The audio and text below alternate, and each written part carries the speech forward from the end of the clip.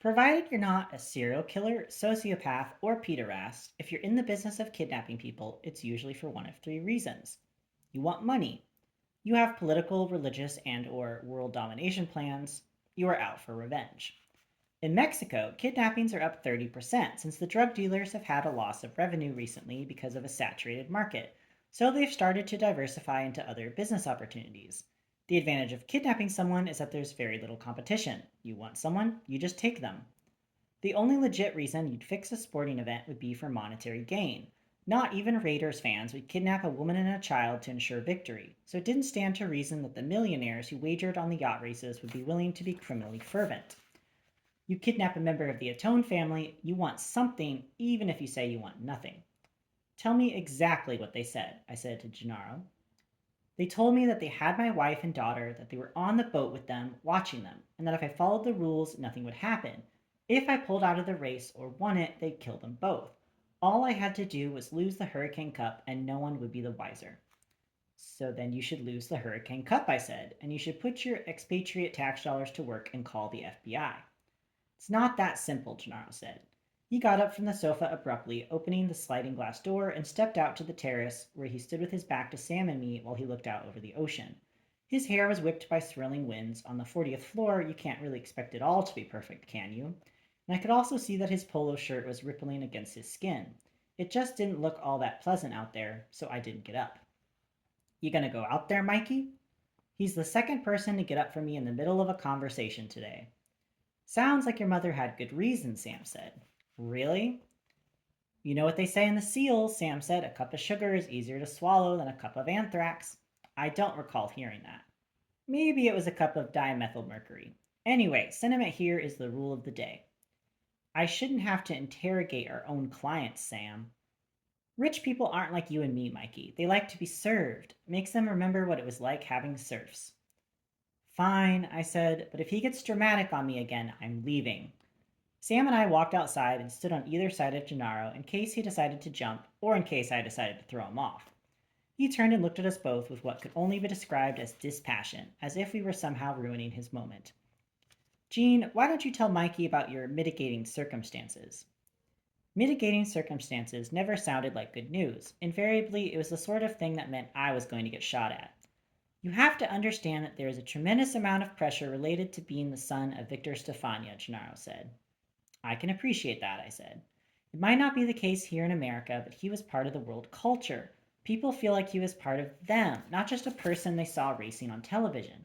I saw my father die, but so did 50 million other people. Do you know what that's like? No. I didn't bother to tell him that I was one of those 50 million. And there's another level when you've married into the Atone family. It's not like you marry a girl you met in a bar, went to college with. It's international, it's generational. There are family problems that date to before the American Revolution. I didn't like where this was headed, but I let Gennaro continue on because sometimes I like to think that people will flip the page and I won't be reading the book I thought I was reading. Usually they flip the page and it turns out that things are topsy turvy and I'm in the middle of a pop up book filled with dragons and moats and hobbits. I was hoping this would be something like a Victorian romance. Being on a team owned by the family isn't like being on a team where you're just the employee. You probably don't have context for this, but I'm the only man in the family who has amounted to anything. I have some context for that, I said. And I'm not even really family, not in some of their eyes. I'm Maria's husband and I'm Liz's father, but I'm not in Atone. And I'm not 100% Italian. My mother was from California, just a mutt like everyone else out there. With Maria, it doesn't matter. We are bedrock. And it's not just because of Liz, and it's not all that gossip shit you read. Maria truly is the love of my life, but it's her family, her mother, her stepfather, really. In the dossier, it said Maria's stepfather was Nicholas Danino. He married Maria's mother 5 years ago after the death of her husband, the family's patriarch and the holder of the royal lineage, or at least the Atone lineage. Danino owned the yacht team, which made him Gennaro's father in law and de facto boss, too. Not an easy arrangement. I get it, you're living in a crock pot. At some point, I thought I needed to see my mother. Like you wouldn't believe. Tell me something, Gennaro. Were you on drugs? No, no, never. Then what was going on with you and Christopher Bonaventura? I've known him since I was 12. We went to boarding school together in Connecticut. His father and my father used to go to Studio 54 together. It was like that, you know? We have a lot of similar issues related to our extended families. He was just someone I could turn to, that's all. I didn't believe Gennaro. Not exactly. I trusted that they were friends, but somehow the situation with his wife was tied to his friendship, or at least his refusal to go to the authorities was. I felt Gennaro dancing around the issue, and if there's one thing I find more disturbing than a man crying in front of me, it's a man dancing in front of me. It makes me nervous. It makes me feel like I'll be asked to do some sort of boot scoot boogie, and that wasn't happening. Tell me you're not already throwing races, Gennaro. I'm not, he said. Before I could even exhale with relief, he said, but I think they're being fixed behind me. The Pax Bellicosa should not be winning as we are, not with me as the helmsman. You think? I looked at Sam. He was puffing on his Cuban and attempting to look absolutely engrossed by the moon. Look, Gennaro said, this hasn't been the best year for me, for my family. So I called in a favor a few months ago. One favor. That was it. Just to get me pointed in the right direction. Take me out of the cooker. Let me guess. You put in a call to Christopher Bonaventura. One race. That was it. Just asked him to help me get in position to place. I didn't even have to win. Was this before or after he was warned away from you? After. Stay right here, I said to Gennaro, and gave him a big, big smile, the kind I'd normally reserve for angry mullahs preparing to torture me, and pulled Sam away from the terrace and back inside. Your friend Jimenez, he failed to mention this to you? This is all news to me. You recognize that this isn't an easy job, correct? I'm beginning to sense that it might be more intricate than first was apparent. New intel, all that. But what can you do? I don't see anyone flying around Miami with a cape on these days. I pointed at Sam. I didn't have words to speak. So I just kept pointing until I felt calm enough to go back outside and speak to Gennaro. So I understand, I said when I got back to the terrace. The Mafia has fixed races so that you win, is that correct? No. He was starting to look green. That's what happens to a guy when he realizes he spent all day digging the grave his wife and child could be buried in. I said, I'm not here to judge you, I'm here to help you. If you lie to me, there's nothing I can do. I walk out this door and you and I never met. Gennaro leaned over the balcony and exhaled hard. His shoulders slumped and I could see the muscles in his jaw working. It wasn't pride that was keeping him from giving the whole story, it was shame. Sam stepped back outside, but I gave him a little wave to let him know I wanted Gennaro to myself for a minute, which Sam took to mean now would be a good time to stretch out on one of the 2 dozen Chase lounges with his Cuban and a bottle of Utopia. You get the chance to drink $100 bottle of beer, I guess you take it. This hotel used to be owned by Jack Dempsey, I said. Did you know that? Gennaro looked up at me, eyebrows raised like he wasn't sure where I was headed. The boxer? He said. Yeah, back in the 1930s, it was called the Dempsey Vanderbilt, but it was just the small Art Deco part down below, I said. I pointed over the ledge, and Gennaro craned his head to get a look. When I was a kid, my dad brought me and my brother Nate down here. Dempsey was signing autographs and pretending to hit people, putting on a show, basically. By that point, he didn't own the hotel or anything. He was an old man from history books, really. But here was a guy who back in the day was considered the toughest man alive. 1919, 1920, when you were heavyweight champion of the world, it wasn't like now where you fight once or twice a year, you fought all the time. Plus, he was the kind of guy who'd fight just for fun, go into a bar, call someone out. Even after he retired, he kept fighting in exhibitions just to keep hitting people. Now, I'm not an athlete, so I don't know what that's like, that need to always be competing, but I guess that's pretty intoxicating. Better than just about anything, Gennaro said. Thing of it is, you know what people remember most about Dempsey? What everyone wanted to talk to him about that day? Gennaro said he didn't know. One of his last fights, he got in the ring with a guy named Gene Tooney. There was a dispute about how much time the ref gave to Tooney after Dempsey knocked him down, and how little time was given to Dempsey when Tooney knocked him down. No one said the fix was in, but that hint of impropriety, it followed Dempsey around for the rest of his life. He never knew if he really won or if he really lost. So there he was, sitting downstairs behind a table covered in bunting, talking about a fight that took place 50 years earlier. And you could just see it on him, the doubt, like he wanted to fight the fight all over again. I paused to let what I'd said to Gennaro sink into his skin.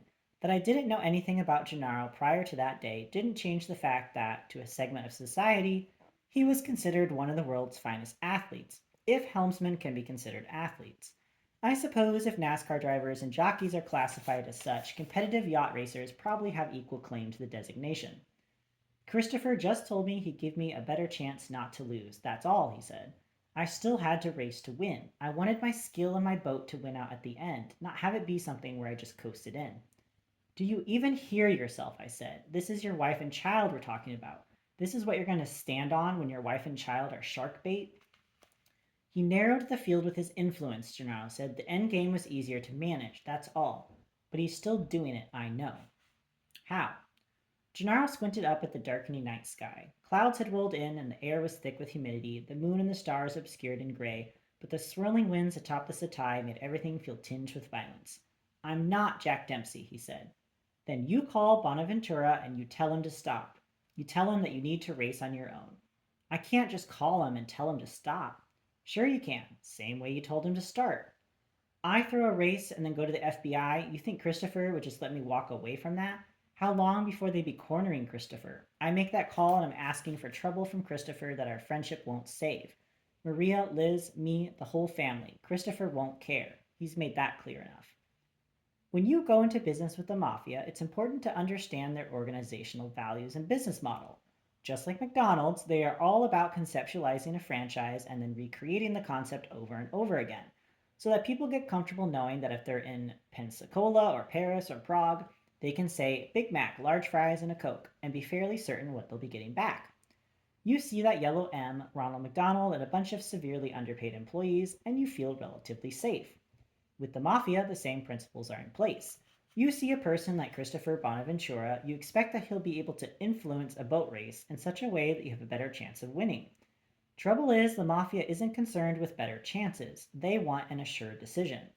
Just like you don't want to order a Big Mac and get a lamb shank, the mafia wants to know that if they fix something, they'll see a return on their investment without fail.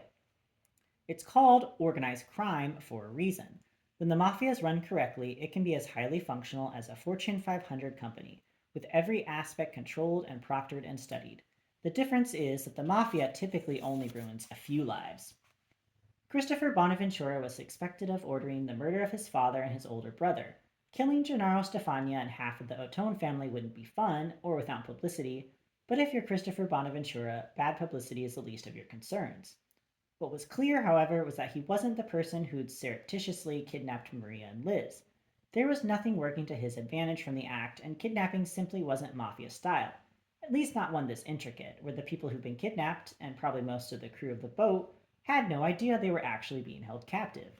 If Christopher Bonaventura was responsible, Gennaro wouldn't have received a link to a secure website, he'd have received his daughter's Achilles tendon. But if he was in Gennaro's life, there was a good reason to believe that he'd be lingering on the periphery of this all. When is the race? It starts in 2 days, Gennaro said. Starts? It takes a day, sometimes longer, to get to Bermuda. Bermuda? We go from Miami to Nassau. Sam, I said. Gennaro and I were still at the terrace looking toward the sea, toward Nassau, towards the Bahamas. Yeah, Mikey? He said from behind me. His voice sounded a little husky, like maybe he'd closed his eyes while enjoying his contraband cigar and his bottle of the most expensive beer produced in the United States. Like he wasn't paying attention in the least, just enjoying the $20,000 a night view. Like he already knew how all of this was going to shake out. Seems Gennaro's race is going to take him out of Miami, I said. Out of American waters entirely. All the way to Nassau.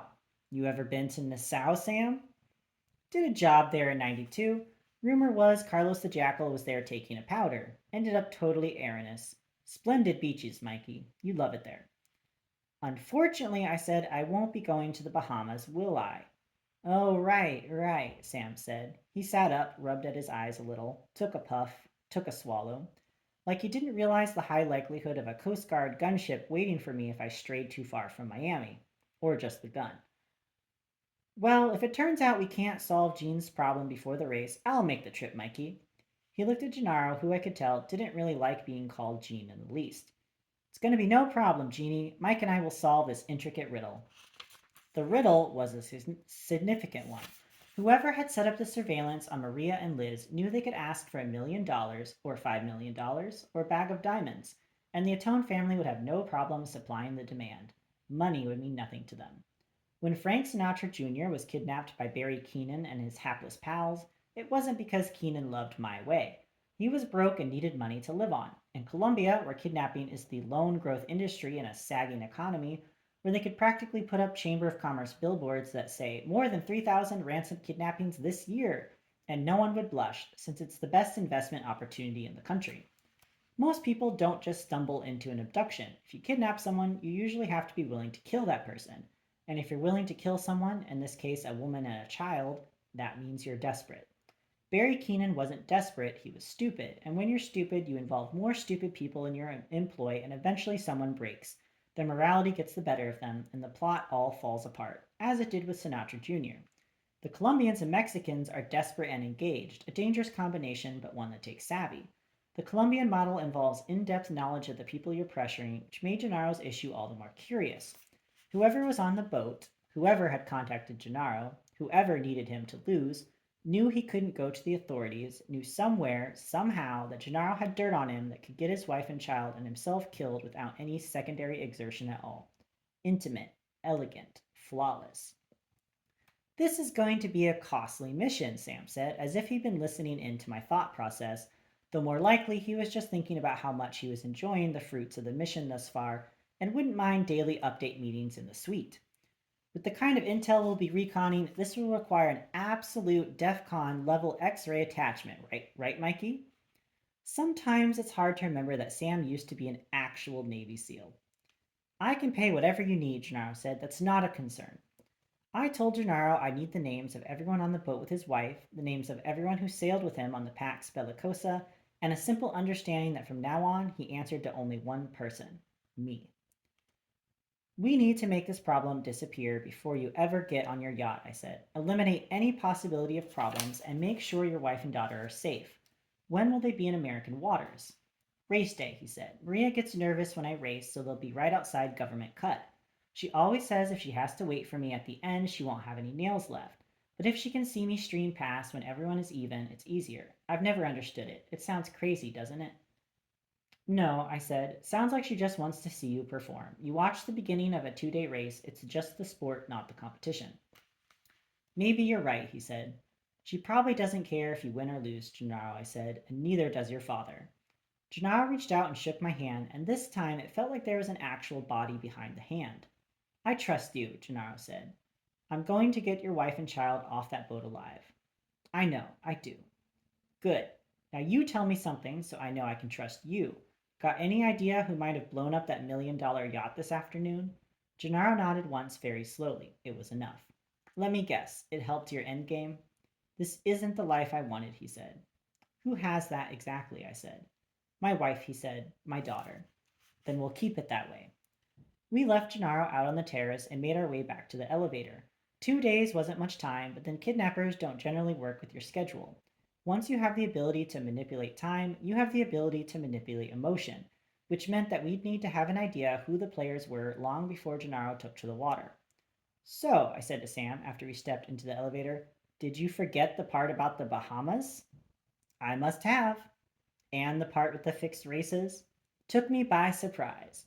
Because I asked you about that, and as I recall, you said it was impossible. It's hard to keep up with technology, Sam said. 10, 15 years ago, you told people they could watch a movie on their telephone, they would have sent you to an asylum. It's a crazy world, Mikey, ever changing. We rode the rest of the way down in silence, partially because I was waiting for Sam to start explaining to me why he hadn't told me all of the facts he certainly knew outside the sudden advent of great new technological advances in cheating, and partially because I think Sam was trying to figure out what his answers would be. We made it back through the lobby where we saw a woman who looked a lot like Madonna and all the way out to the valet station.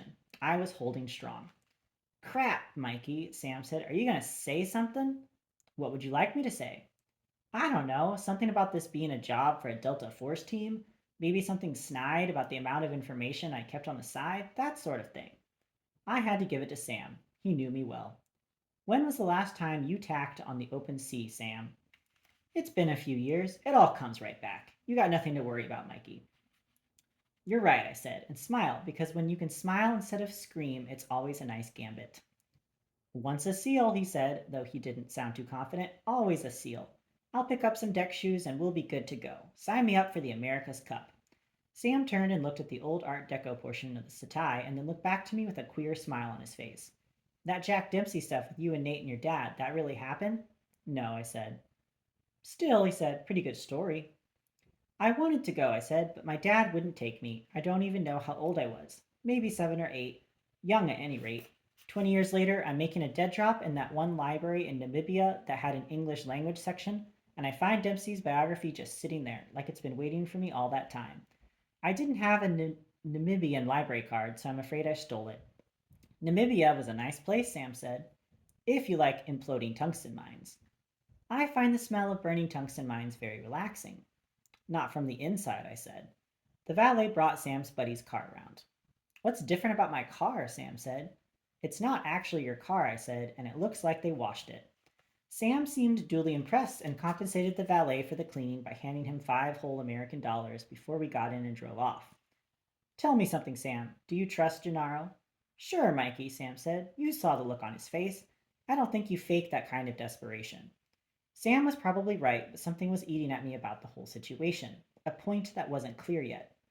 Tomorrow, see if you can get some information on the website and any communications coming into his room. Sure, buddy of mine can probably get the records for all the incoming calls. Might be interesting to see who's been calling Madonna too.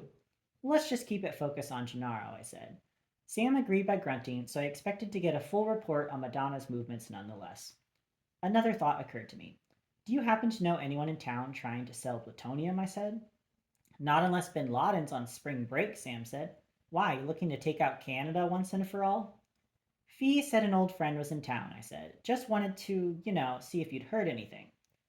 A few years from now, when you two are living behind a nice steel enforced white picket fence at some secure location, you'll look back on this period of your life and laugh, Sam said.